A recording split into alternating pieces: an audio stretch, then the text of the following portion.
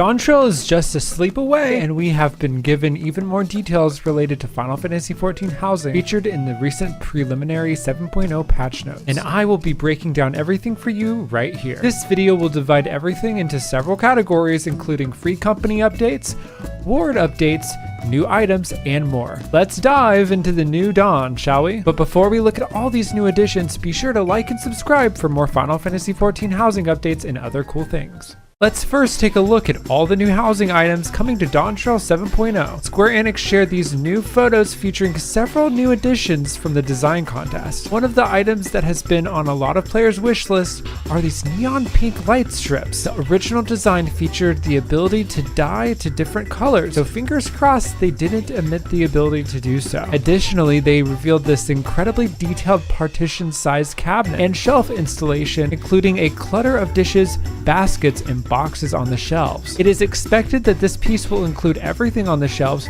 However, there is a chance that one of these items is an individual tabletop item. Next, let's look at this small cute footstool and cluttered wooden chair. It appears that the footstool contains a small cubby filled with books, and the chair contains items like a scroll, coffee mug, and more that all come with a piece of furniture. Sitting on the serpent desk are a few tabletop items. One is an interesting looking tray with a light that looks like a dandelion coming out of it. Next to it is a small quaint cup of coffee sitting on a napkin. Sitting along the other wall is this partition-sized mail cubbies. Last but not least is this lovely large comfy couch. Items featured that are already in the game are the Seal Dahlia's planter, the small imitation window and imitation long window, the serpent desk playing as a coffee table, and the planter partition hiding in the back. Another design contest winner coming to patch 7.0 is this elaborate floral chandelier. Better start saving up that gil. Let's now take a look at all of the outdoor items coming to Dawntrail from the design contest winners. First is what looks like an ankle-deep man-made pond, or attempt at a swimming pool. Though there are a lot of options to put items inside this to create interesting combinations. The coolest item to me here is this cozy Astrologian observation deck, including full seating, a bookshelf, a small stool, and telescope. But I don't want to leave out the serene sand garden featured as well. Compared to this original concept art, it looks like they left out the lantern the original designer included.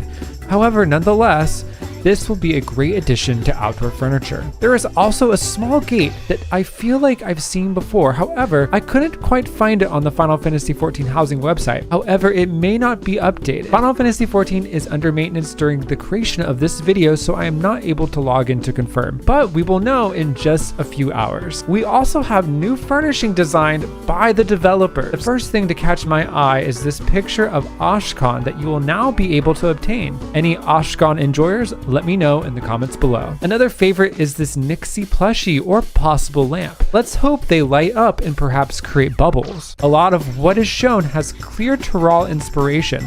A new bed, planter, lamp, and this piece here. Some additional plushies have been added: an Exotl, manatee, and baby reindeer. They've also added some tabletop scattered liquor bottles and a small coffee cup. Some items with the potential to be used in a variety of ways is this new stone partition and sunset skylight loft. I can't wait to see what the community comes up with these. To wrap up the newly announced furnishing, we have an amazing new Solution 9 themed striking dummy, new Mamora Mora lookalike aquarium fish, and garden sunflower seeds. And lastly, hidden in the items section of the patch notes, it was announced that the sealing wax and letter set, which is one item and not two, is now dyeable. Now let's break down some changes coming to housing wards among certain specified data centers and worlds. The entire Dynamis data center and the Phantom, Sagittarius, Alpha, and Raiden worlds will have changes to the setup of their housing wards. Wards 1 through 6 and 25 will be for free companies. Wards 7 through 20 and 26 through 29 will be for both FCs and private buyers. Wards 21 through 24 and 30 will be just for private buyers. Final Fantasy XIV clarified that ward classifications for all other worlds will remain unchanged, and also that changes to ward classifications will have no effect on plots that have already been purchased. If you are already living in any of these worlds or data centers, your home will not change nor be demolished. Some quality of life changes have come to the relatively new housing lottery system. After entering the lottery for an estate, viewing the placard for a different plot before confirming the results of your entry will now remind you of the estate address of the plot you bid on. Hopefully, this will save many from getting lost and confused. One of the newest and most exciting features coming to housing in 7.0 is the estate holder rights system. The system allows those estate rights holders to eject and bar players from their home for 10 days. I wonder what kind of fun elimination style game shows this will inspire. Perhaps I'm already working on one for myself. The patch notes have broken down everything we need to know. To bar a character from your property, you must first be on your estate grounds and have the requisite authority.